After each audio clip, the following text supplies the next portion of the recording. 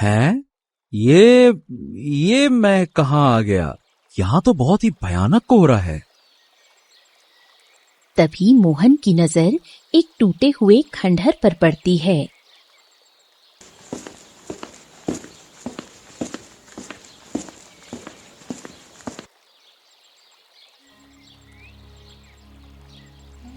अरे अरे, ये तो कोई पुराना खंडहर लगता है। मोहन खंडहर के अंदर जाता है, जहाँ एक टूटी हुई सुंदर स्त्री की मूर्ति रखी होती है। वाह, बाप रे, ये तो किसी सुंदर स्त्री की टूटी हुई मूर्ति है। ऐसा लगता है जैसे किसी स्त्री को किसी ने जीवित अवस्था में ही पत्थर बना दिया हो, और समय के साथ ये मूर्ति भी देखो कैसे टूट गई है। ओ हो, काश मेरे पास अभी काम का सामान होता तो मैं इस अधूरी मूर्ति को पूरा कर देता। एकदम अद्भुत लगती। अचानक मूर्ति के अंदर से आवाज आती है, मैं यही चाहती हूँ, मुझे पूरा करो। केवल तुम ही हो जो मुझे पूरा कर सकते हो। हाँ, हे भगवान, ये मूर्ति भला बोल कैसे सकती है? तुम संसार के सबसे अच्छे मूर्तिकार हो, मुझे पूरा करो, पूरा करो। कुछ देर में ये आवाज पूरे जंगल में गूंजने लगती है और मोहन बेहोश होकर गिर जाता है। अगले ही पल मोहन की आंख खुलती है और वो अपने घर में होता है। ओहो, बाप रे, कितना भयानक सपना था। उसके सामने एक पिंजरे में बंद तोता बोल पड़ता है, लगता है तुम कोई बहुत खास सपना देख रहे थे। तुम सोते हुए बड़बड़ा भी रहे थे। अरे कुछ खास नहीं मिट्ठू। हाँ, क्या कहूँ, बहुत ही डरावना सपना था। मैंने खुद को कोहरे से भरे जंगल में देखा और वहाँ एक टूटा हुआ खंडहर था, और खंडहर में एक सुंदर स्त्री की टूटी हुई मूर्ति थी। और पता है, अचानक से वो मूर्ति मुझसे बात करने लगी। कभी कभी सपनों में सच्चाई भी दिखती है। हो सकता है कि ऐसी कोई मूर्ति और खंडहर वास्तव में मौजूद हो। मोहन मुस्कुराता है और पिंजरा खोल देता है। तोता उड़कर बाहर आता है। अरे मेरे प्यारे मिट्ठू, जब से तुम मेरे जीवन में आए हो ना, आधा अकेलापन तो वैसे ही दूर हो गया। वरना मुझ जैसे गरीब मूर्तिकार को गांव में कोई पूछता भी नहीं। हाँ, लेकिन मेरे आने के बाद तुम्हारा खर्चा भी तो बढ़ गया है ना। मैं देखता हूँ तुम कितनी मेहनत से मूर्तियाँ बनाते हो, फिर भी तुम्हारी मूर्तियाँ कोई नहीं खरीदता। बड़ी मुश्किल से घर चलाने लायक पैसा आता है तुम्हारे पास, और उसमें से भी हिस्सा मुझे देना पड़ता है। अरे मुझे इसकी कोई परवाह नहीं है मिट्टू। हाँ, मुझे तो आज भी वो दिन याद है जब मैं गरीबी से तंग आकर जंगल चला गया था। मोहन गुस्से में जंगल की ओर जा रहा था। जैसे ही वो जंगल के अंदर बढ़ा, एक भारी आवाज उसके कानों में टकराई। कौन हो तुम, और इतने गुस्से में जंगल के भीतर क्यों बढ़ते जा रहे हो? क्या तुम्हें नहीं पता, यहाँ भयानक जीव रहते हैं जो तुम्हें खा जाएंगे। मोहन ने जैसे ही पीछे देखा, एक वृक्ष के नीचे एक साधु बैठा हुआ उसे घूर रहा था। हाँ, तो बहुत अच्छा होगा साधु महाराज, कम से कम किसी जीव का भला तो होगा। जीते जी तो मैं किसी काम ही नहीं आया। गांव वाले मुझे अनाथ कहकर चढ़ाते हैं, मनहूस कहते हैं कि मेरे आने से ही मेरे माँ बाप चल बसे। मैं किसी काम का नहीं हूँ। लगता है कि तुम अपने जीवन से बहुत परेशान हो। हाँ महाराज, हाँ, मैं मूर्तिकार हूँ। किसी भी इंसान की हूबहू मूर्ति बना सकता हूँ, फिर भी कोई मेरी कला की कदर ही नहीं करता। मेरी बनाई मूर्तियां कोई नहीं खरीदता। समझ नहीं आता भगवान ने मुझे ये कला क्यों दी है। निराश मत हो पुत्र। अगर भगवान ने तुम्हें ये कला दी है तो इसके पीछे कोई न कोई कारण अवश्य है। बस अभी तुम्हारे समझने का समय नहीं आया। साधु ने इतना कहा ही था कि मोहन की नजर एक घायल तोते पर पड़ी। अरे अरे, ओ, ये तोता तो घायल है। मेरा जंगल में कोई दोस्त नहीं है। हर बार कोई जानवर मुझ पर हमला कर देता है। कोई तोता मुझसे दोस्ती नहीं करता।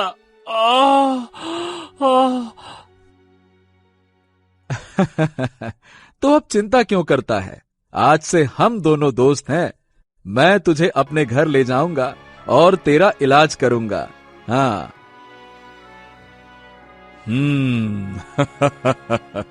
चलो, तुम्हारे अकेलेपन का एक साथी तो मिल गया, और हो सकता है कि यही साथी आगे चलकर तुम्हारा भाग्य बदल दे। इतना कहकर साधु वहां से रहस्यमयी अंदाज में चला जाता है।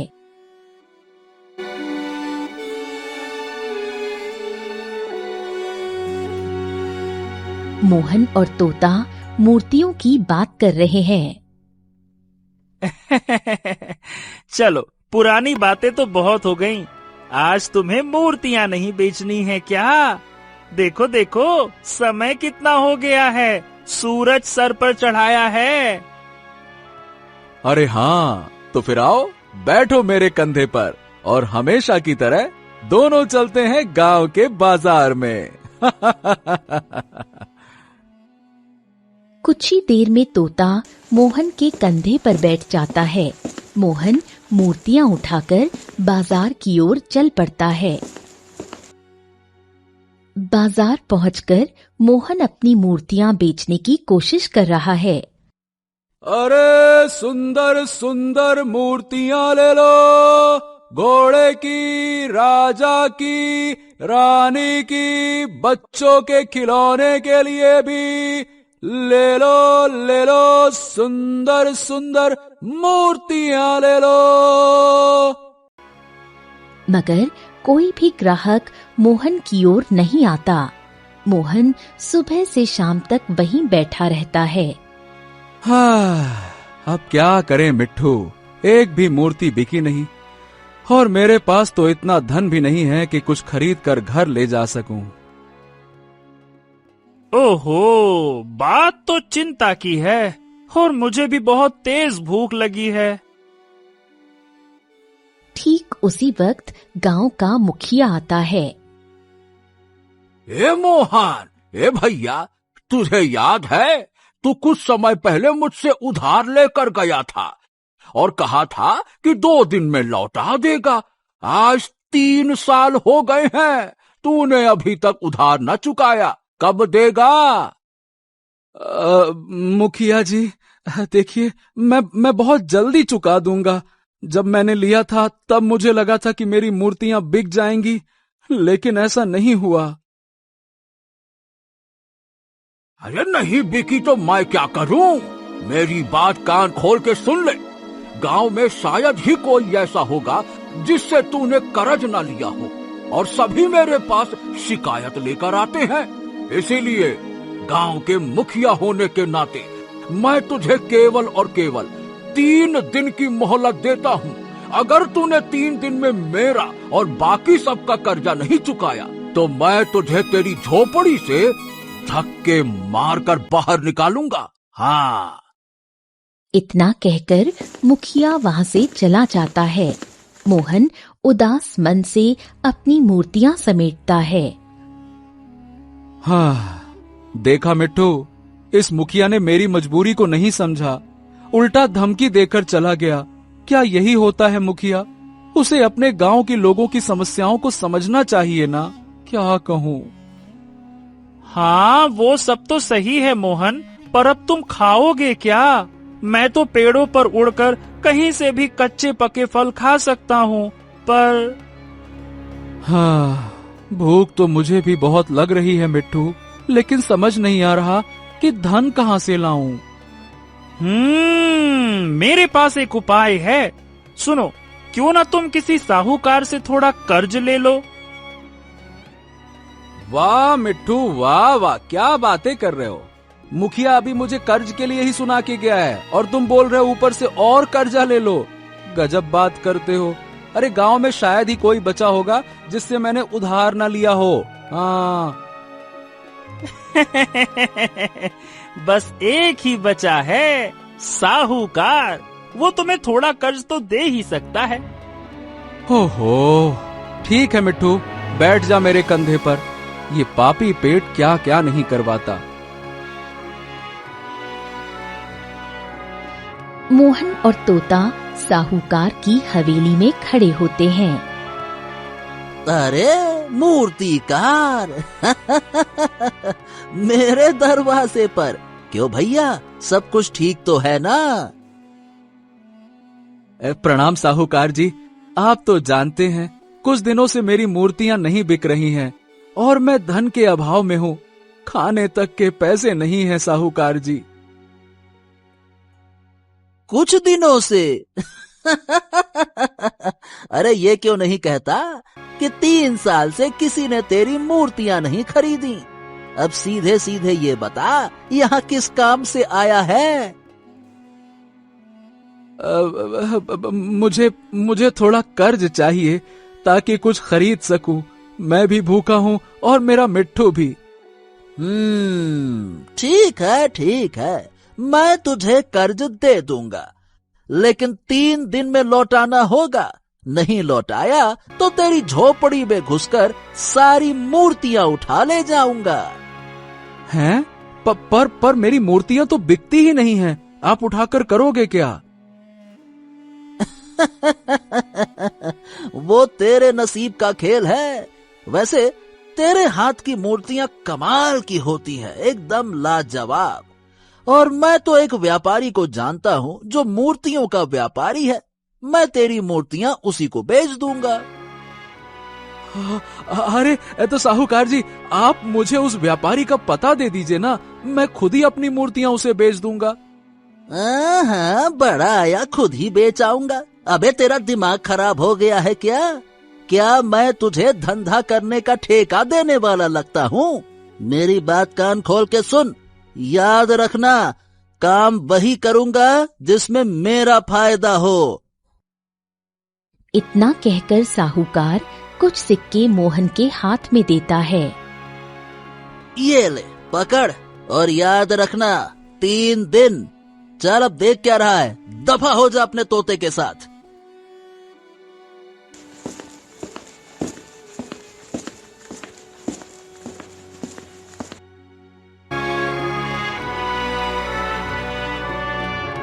हाँ, देखा मिट्टू, इसकी अकड़ देखी। अब वैसे भी साहूकार नहीं अकड़ेगा तो कौन अकड़ेगा। मित्र, मजबूरी इंसान से कुछ भी करवा सकती है। अब चलो, भूख लगी है, पहले कुछ पेट पूजा तो कर ले।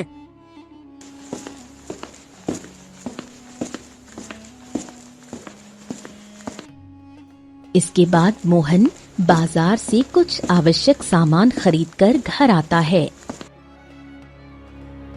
खाना खाने के बाद थका हुआ मोहन लेट जाता है और कुछ ही देर में गहरी नींद में चला जाता है। अगले ही पल मोहन ने फिर से अपने आप को कोहरे से घिरे एक जंगल के खंडहर में खड़ा हुआ पाया। वहां वही टूटी हुई स्त्री की मूर्ति थी।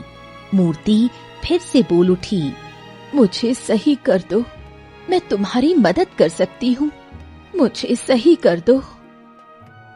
मोहन को अचानक चक्कर जैसा महसूस हुआ और वो बेहोश हो गया।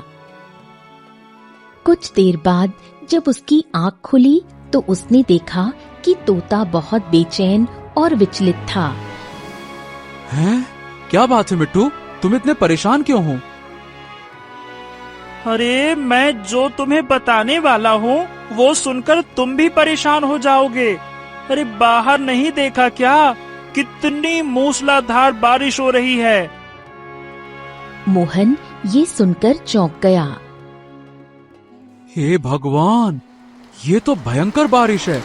अब क्या होगा मिट्टू? अरे अब क्या होगा छोड़ो, अपनी मूर्तियों को संभालो।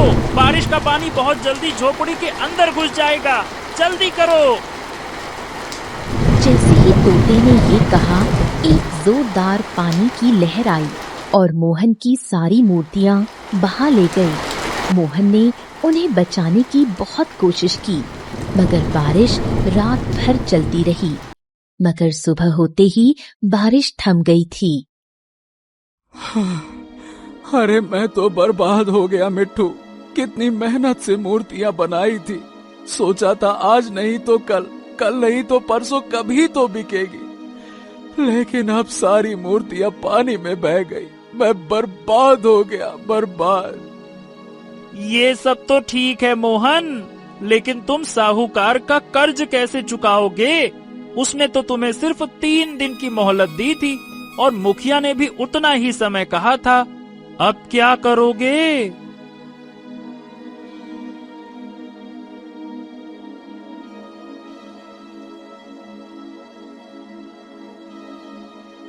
हे मोहन, जल्दी से अब मेरा कर्ज चुका, और वो भी जो तूने गांव वालों से लिया है।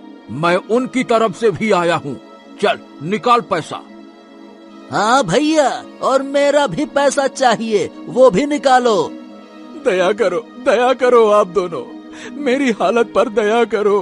आपने देखा नहीं रात को कैसी मूसलाधार बारिश हुई, पानी झोपड़ी तक आ गया, सारी मूर्तियां बह गईं पानी में। मैं आपके पैसे लौटाने से मना नहीं कर रहा, लेकिन इस समय मेरे पास सच में कुछ भी नहीं है। दया करो मालिक, दया करो, दया करो। ये सुनते ही साहूकार गुस्से में उबल पड़ा। कोई दया नहीं, व्यापार में न दया न मोह, सिर्फ पैसों की माया चलती है भैया। सुन ले रे मोहन, मैं तुझे सिर्फ 2 दिन और दे रहा हूँ। अगर तूने कर्जा नहीं चुकाया तो तेरी झोपड़ी पर कब्जा कर लूंगा मैं। ऐसे कैसे कब्जा कर लोगे? गांव के और लोगों ने भी कर्ज दिया है, कब्जा मैं करूंगा। कौन किस पर कब्जा करेगा ये तो समय बताएगा। तेरे जैसे मुखिया को सीधा करना आता है मुझे। याद रख, गांव में ऐसा कोई नहीं जिसने मुझसे उधार ना लिया हो। मैं यहाँ का राजा हूँ, राजा। अबे देख क्या रहा है, दफा हो जा यहाँ से।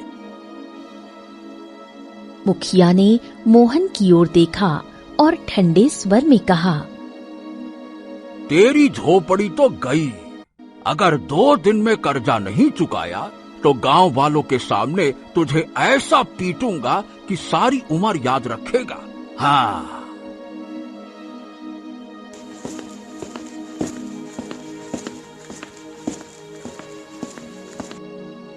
साहूकार और मुखिया के जाते ही मोहन सिर पकड़कर बैठ गया।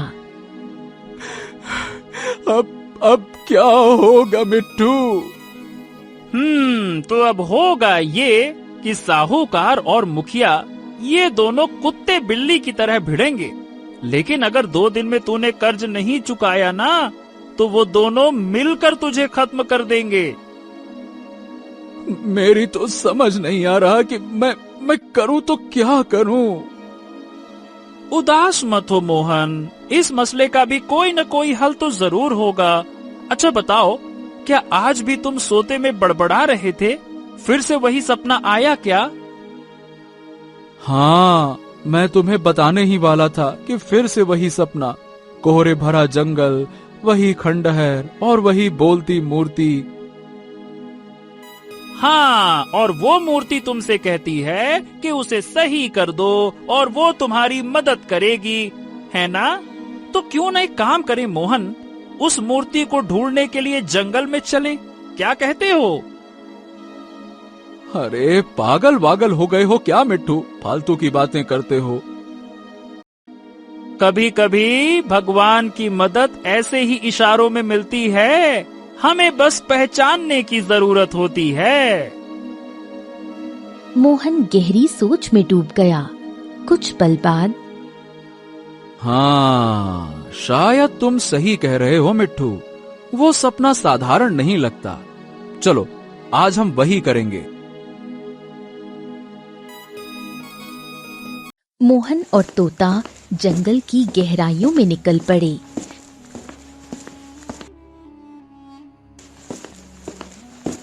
कई घंटों की यात्रा के बाद वो दोनों जंगल पहुंचे। मिट्टू सुनो, वो देखो, वहां सामने कोहरा फैला हुआ है। लगता है हम सही दिशा में जा रहे हैं। चलो चलो चलो, आगे बढ़ो। वो दोनों आगे बढ़ते गए और कुछ ही देर में मोहन ने विजयी स्वर में कहा, अरे मिट्टू देखो, हाँ सामने वही टूटा हुआ खंडहर। इसका मतलब मूर्ति भी यही होगी। चलो। इतना कहकर मोहन तोते के साथ खंडहर के अंदर चला गया। अंदर जाकर देखा तो वहां कोई मूर्ति नहीं थी। ए मिट्टू, सपने में तो मुझे यही खंडहर दिखाई देता था, ऐसा ही कोहरा छाया रहता था, लेकिन जिस जगह मैं खड़ा था वहां एक मूर्ति भी होती थी, पर यहाँ तो कोई मूर्ति नहीं है। मोहन गहरी सोच में डूब गया। तो फिर एक काम करो, जिस जगह तुम खड़े हो वहाँ खुदाई करके देखो, हो सकता है मूर्ति जमीन के नीचे कहीं हो। तभी मोहन को एक फावड़ा दिखाई दिया। ये लो, अगर यहाँ फावड़ा है तो इसका मतलब मूर्ति जमीन के अंदर कहीं न कहीं तो होगी। सही कह रहे हो मिट्टू, रुक जाओ मैं खोदता हूँ। मोहन ने जमीन खोदना शुरू किया। कुछ देर बाद जमीन के नीचे से एक मूर्ति निकल आई। मिट्टू, ये वही मूर्ति है जो मुझे सपने में दिखाई दे रही थी, बिल्कुल वही चेहरा। हाँ। मुझे लगता है मोहन कि इसे अपनी झोपड़ी में ही रखना चाहिए। इसे सही करो, ये मूर्ति बहुत सुंदर है। अगर इसे बाजार में बेचा गया तो बहुत अच्छे दाम मिलेंगे। हाँ, तुम सही कह रहे हो। एक बार कोशिश करने में भला क्या जाता है।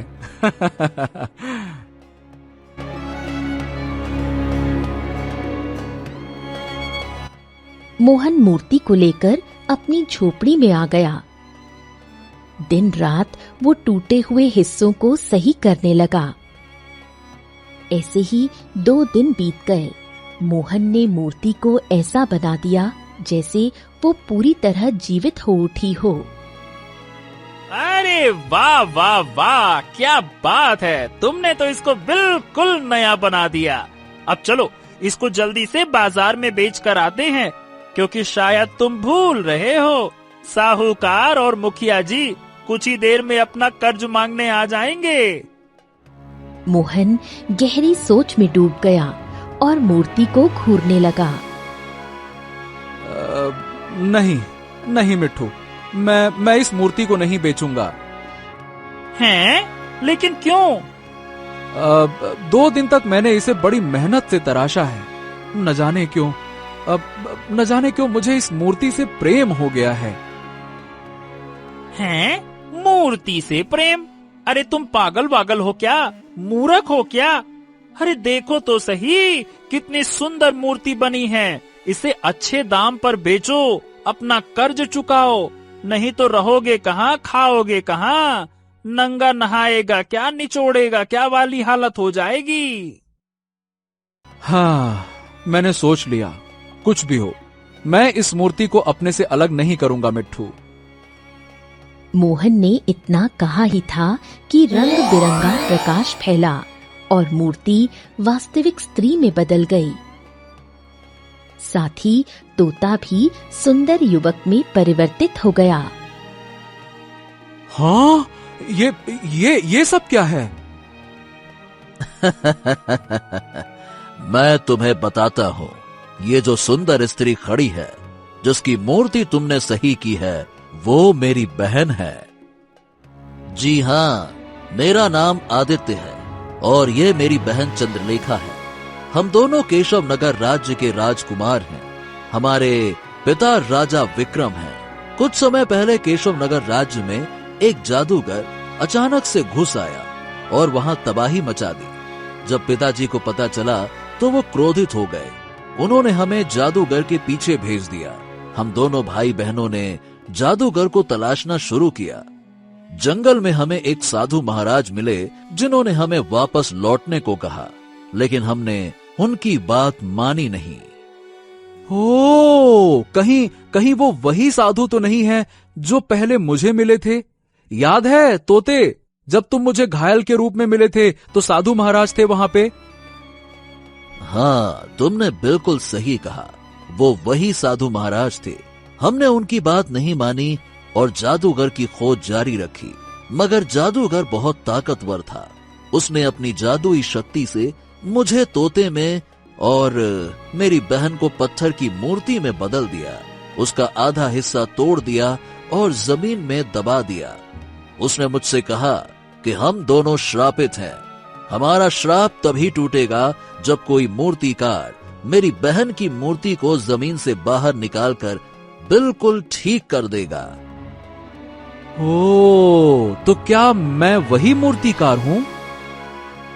जादूगर ने कहा था कि अगर कोई मूर्तिकार मेरी मूर्ति को पूरी तरह सही कर दे और उससे सच्चा प्रेम कर बैठे, तभी हम मुक्त हो सकते हैं। तुमने मुझसे सच्चा प्रेम किया है, मैं तुमसे विवाह करूंगी। मोहन मुस्कुराया। कुछ दिनों बाद मोहन और चंद्रलेखा का विवाह संपन्न हो गया। इस तरह एक मूर्तिकार के प्रेम ने जादू के शाप को खत्म कर दिया।